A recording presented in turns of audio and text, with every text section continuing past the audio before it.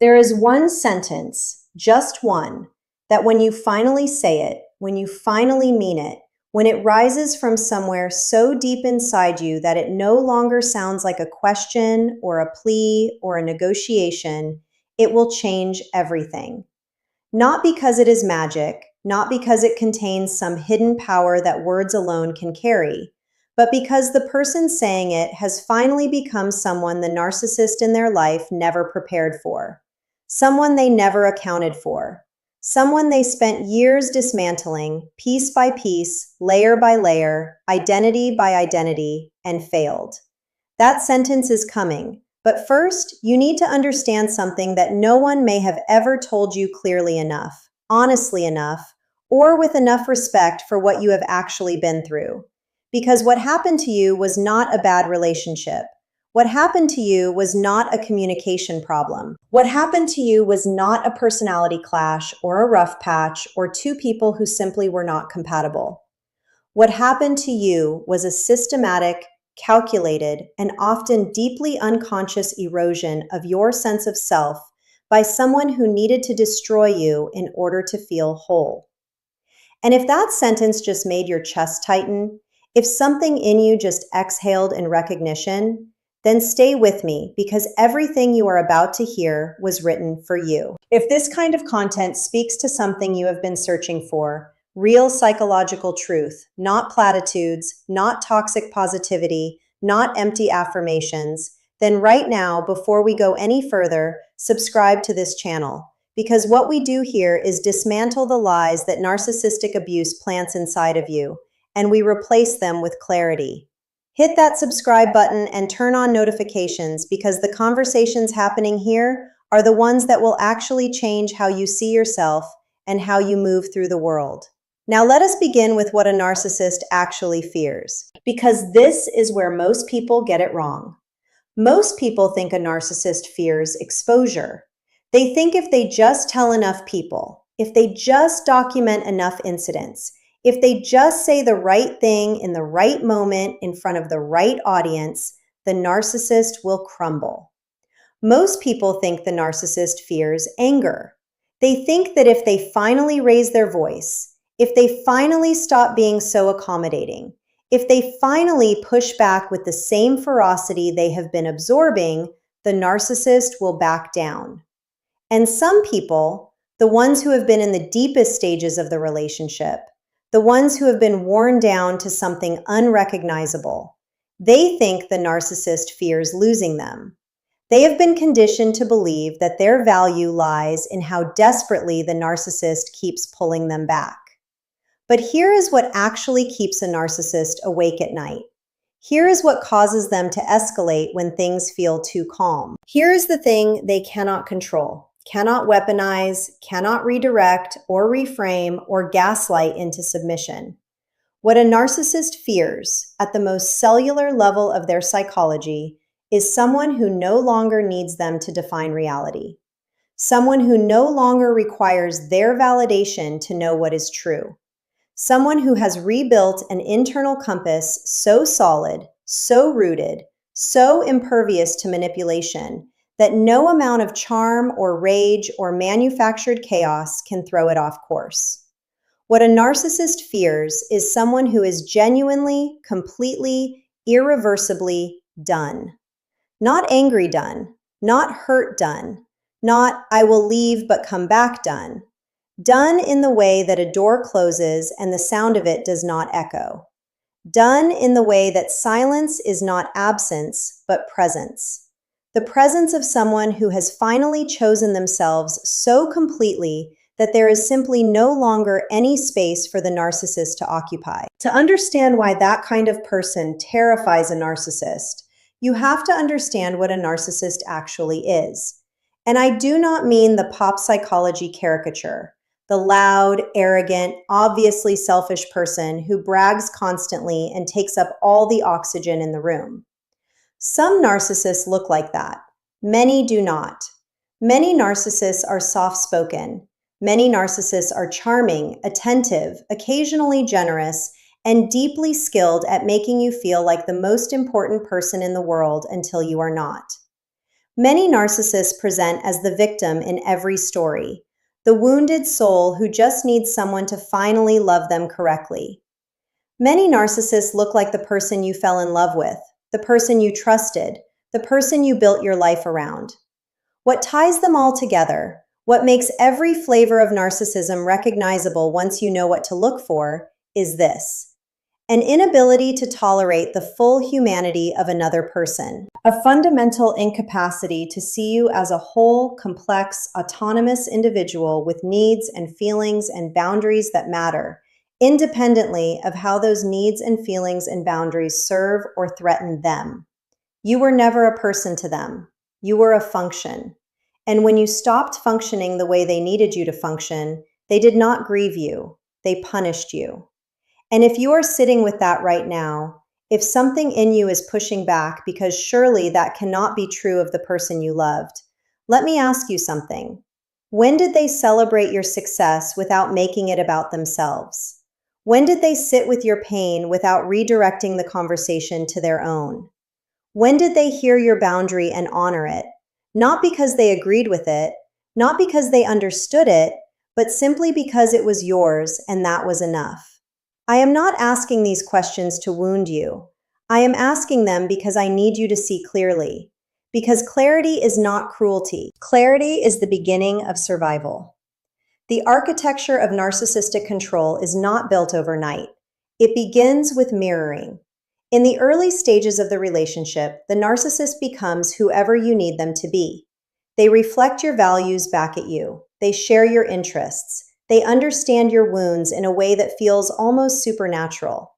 And this is not always conscious manipulation. Many narcissists genuinely believe they are the person they are performing, at least in those early stages. The tragedy is that what you fell in love with was largely a reflection of yourself. You fell in love with the version of them that they constructed specifically to capture you. And when that mirror began to crack, when the real person began to show through the performance, your brain did something entirely understandable and deeply dangerous. It held on to the original image. It said, "This is who they really are. This other version, the cold one, the cruel one, the dismissive one, the one who makes me question my own memory, that is not the real them. That is stress, or fear, or childhood wounds, or something I did." And so the cognitive war began. The war between what you experienced and what you were told you experienced, between what you felt and what you were told you should feel, between who you were and who you were slowly being reshaped into becoming. This is the mechanism psychologists call cognitive dissonance, and it is the cornerstone of narcissistic control. The narcissist does not need to tie you down. They control you through confusion, through the constant oscillation between warmth and withdrawal, between praise and punishment, between moments of breathtaking connection and episodes of baffling cruelty. Your nervous system, the ancient survival-oriented part of your brain that is always scanning for safety, becomes addicted to the intermittent reinforcement. The unpredictability itself becomes the bond. Because when someone is inconsistent with you, your brain does not relax into the relationship. It works harder. It tries to solve the puzzle. It monitors, analyzes, adapts, and contorts itself trying to figure out what you need to do or be or say to get back to that early version of them. And here is the devastating truth about that pursuit. The version you are chasing does not exist. It never existed. What existed was a performance, and you have been auditioning again and again for a role in a story that was never written with your well-being in mind. Gaslighting is the word most people know, but very few people understand how deep it actually goes. The more insidious form of gaslighting is not about specific events. It is about your entire way of experiencing reality. It is the slow, cumulative process by which someone makes you feel that your perceptions are wrong, that your emotions are exaggerated, that your needs are unreasonable, that your memory is faulty, that your intuition is paranoia, that your boundaries are attacks, that your grief is manipulation, that your anger is instability. Over time, you begin to outsource your reality to them. You stop trusting yourself. You stop asking what you think or feel. You start asking what they think, what they feel, what they will accept, what they will allow. You have not gone crazy. You have not become weak. You have been systematically trained to distrust the one organ that was built to protect you, your own mind. If you have felt that, if you have lived that, if you have stood in your own life feeling like a stranger to yourself, unsure of what is real and what has been planted there by someone else, I need you to hear this. That is not who you are. That is what was done to you, and those are not the same thing.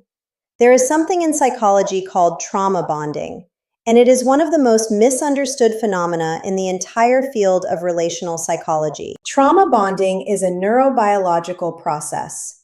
It is what happens when cycles of abuse and reward, threat and relief, hurt and comfort create a bond in your brain that mimics and in some ways surpasses the bonds formed by consistent love and healthy attachment. Trauma bonding is not a weakness. It is not stupidity.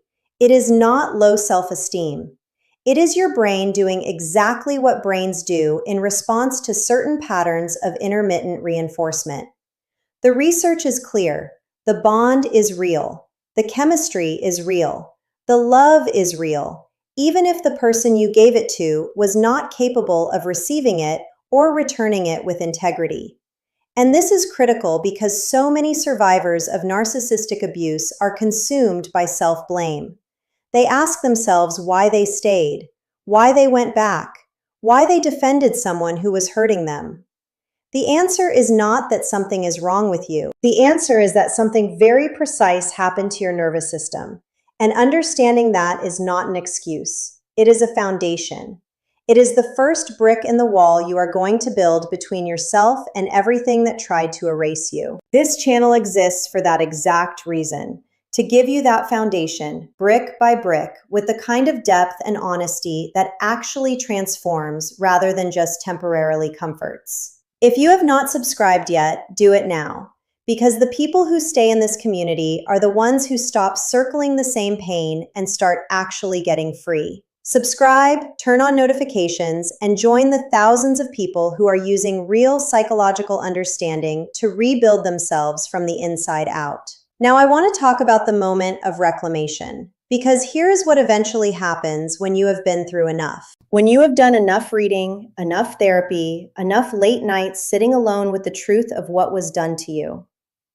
There comes a moment, and it is different for everyone, when you stop trying to fix them, stop trying to be understood by them, stop trying to get the apology or the acknowledgement or the moment of genuine remorse that you deserve but will almost certainly never receive. There comes a moment when you stop needing them to confirm your reality and you simply step into it yourself. And when that moment comes, something shifts in the dynamic that the narcissist cannot ignore and cannot control. Narcissistic control operates on a very specific fuel source: your emotional reactivity, your hope, your fear, your anger, your love, your desperate need for resolution. As long as you are reacting, even if you are reacting with rage, even if you are reacting with tears, even if you are reacting by fighting back, the narcissist has what they need.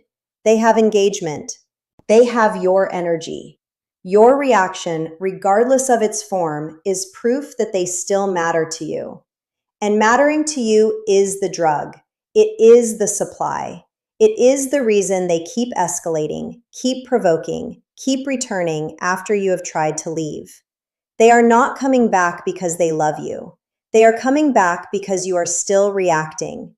And when you stop, when you genuinely, not performatively stop, the game becomes unplayable. You cannot manipulate someone who no longer wants anything from you. You cannot control someone who no longer fears losing you. The narcissist is not actually powerful. The cruelty, the control, the manipulation, the arrogance, none of that is power. All of it is defense. All of it is the frantic, exhausting, relentless maintenance of a false self that was constructed, usually in early childhood, to protect a core that feels fundamentally unlovable and unworthy. This does not make them innocent. This does not make what they did to you acceptable. But it means something important. The person who hurt you was not operating from strength. They were operating from terror. The rage was terror. The contempt was terror. The charm was terror. The silent treatment was terror. All of it, every tool in the arsenal, was deployed in the service of never having to face what they cannot face about themselves. And you, loving and empathetic and perceptive and open-hearted as you are, you walked into that war zone with your arms open. You offered them the very thing they needed and could never accept: unconditional positive regard. You offered them the chance to be seen and loved as a whole person, flaws and all, and they could not take it. Not because you offered it wrong, not because you were not enough, but because the part of them that could have received it never developed. Understanding this does not mean you pity them into your life again. Understanding this means you can finally stop taking it personally.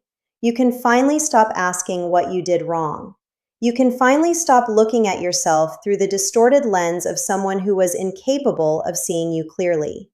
You can finally pick up the mirror they shattered and start piecing it back together, knowing that each fragment you recover is not a wound to be ashamed of, but evidence of a self that survives something designed to end it. Now we come to the sentence, and I want you to notice how we arrived here. Not through a trick, not through revenge, not through drama or confrontation or perfectly crafted words delivered in the perfect moment.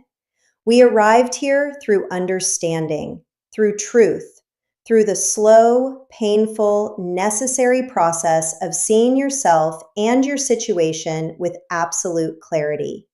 Because that is the only place this sentence can come from. If it comes from anger, it has no power. If it comes from hurt, it has no power. If it comes from strategy, it has no power. It only has power when it comes from a place of genuine, settled, unshakable knowing. The sentence is this: I no longer need anything from you. 5 words, or some version of them, delivered without heat, without hope, without anger, without sadness, delivered from a place of complete internal calm. Not, I am done with you. That still sounds like an ending that required effort. Not, I hate you. That is still a form of intimacy. Not even, I forgive you. Because forgiveness is not something that needs to be announced to the person being forgiven. It is something that happens quietly inside you, for you, by you, with no audience required. I no longer need anything from you. In whatever words fit your mouth and your truth, the meaning is the same. And the narcissist will hear it, truly hear it, and feel something they have not felt since long before you met them. The particular terror of being genuinely irrelevant. Not dismissed in a way that can be spun into rejection. Not left in a way that can be reframed as abandonment. Not angry in a way that still reveals desire, but simply, quietly, permanently unnecessary. You have become something they cannot manage. A person without an open wound they can press their thumb into. A person without a desperate hope they can dangle. A person without a fear they can activate on demand. A person who has looked at the full picture of what they are and has walked away not with bitterness, but with the quiet confidence of someone who finally knows their own worth and no longer requires it to be recognized by someone who was never capable of recognizing it. The people who come out the other side of narcissistic abuse, truly out, not just geographically separated, but psychologically free, they are not harder. They are not colder. They are more discerning. They are more attuned to the difference between love that nourishes and love that consumes. They know the difference between someone who mirrors them and someone who truly sees them. They carry within them a kind of quiet authority, not arrogance, not toughness, but the unshakable calm of someone who has been to the deepest part of the darkness and found, at the bottom of it, themselves. Still there, still breathing, still worth everything. You are not a victim waiting to be rescued. You have never been. You are someone who was targeted precisely because of your depth, your empathy, your capacity for devotion, Qualities that a narcissist identifies and exploits not because those qualities are weaknesses, but because they are so rare and so nourishing that a person incapable of giving them will spend a lifetime trying to steal them. They came for your light. They could not extinguish it. That is the story. Not your failure, not your flaw. Your light survived. And the sentence, that one quiet, seismic sentence, is not a weapon you are wielding against them. It is a declaration to yourself. It is you saying, I see clearly now. I know what this was. I know who I am. I know what I am worth. And I no longer need your agreement on any of those things to proceed. The ground beneath your feet is solid again. Not because someone gave it back to you, because you built it.